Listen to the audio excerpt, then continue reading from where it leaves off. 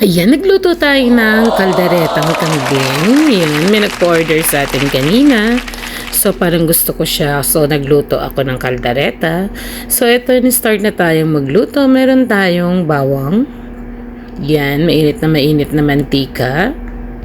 Then, susunod na natin dito ang ating sibuyas. Ayan, nalanta lang siya. Then, lagyan na natin yung ating napakadaming sibuyas. So, ayan. Then, yung pinakulo na rin natin to ng tomato sauce. So, ayan yung pressure cooker kong kambing.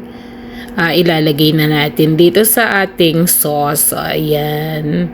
Lagay na natin lahat. Inihiwalay ko muna yung balat kasi yung balat medyo kumunat.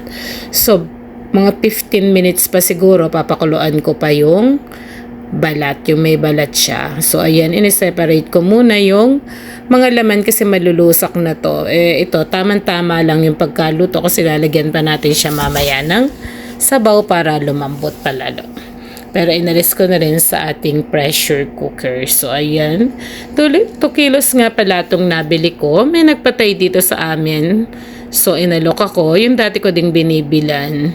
Ayan. 2 kilos pinagiwa-hiwalay ko na rin, pinaslice ko na din kasi ang hirap mag-slice. So ayan, request ko ng slices. So hiniwalay na rin natin, ayan, yung laman, then itinira ko yung may balat para mapalambot pa natin. So ayan, separate ko muna to. Ayan, halu-haluin muna natin kasama ng tomato sauce.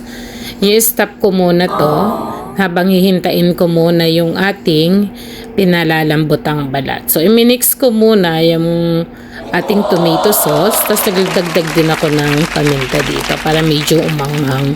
Hindi ko naman kasi siya lalagyan ng sili. Baka hindi makakain ng mga oldies dito tsaka sa akin. Hindi ako mahilig sa maanghang. So, magsiseparate lang tayo.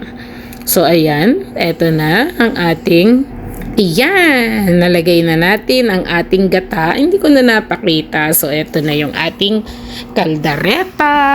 O, ayan. Hinalo ko na rin. Yung nga palang siling pula, at saka yung ating carrots, at saka yung ating patatas.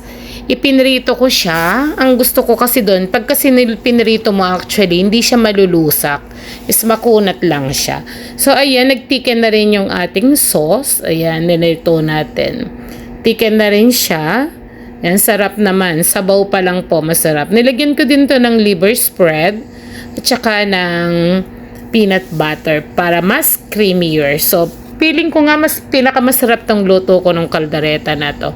At ang lambot, in fairness, hindi siya nalusak. Tamang lambot lang.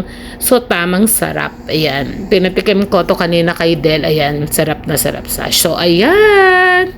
Eto, konting paano na lang natin to. Konting patuyo na lang natin. So, ayan, nagsama-sama na siya. Konting patuyo lang, luto na. So, ito na ang ating finished product. Ang ating kalderetang kambing. May patatas, carrots, and siling pula. Sabaw pa lang, sabi nga, ulam na.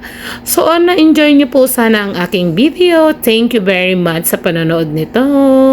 Bye!